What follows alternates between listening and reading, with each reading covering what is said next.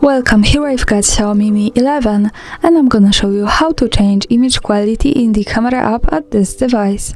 So at first we have to tap on the camera button to open it, and for now we are in the standard photo mode.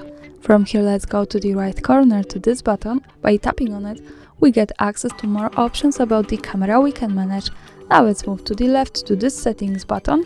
Here we can open the advanced camera settings, and as you can see we have the picture quality option. When we tap here we can decide to use this on high, standard and low, and of course I suggest you to keep this on the best possible, which is high. And that's all. This is how to change this. Thanks for watching, subscribe our channel and leave the thumbs up.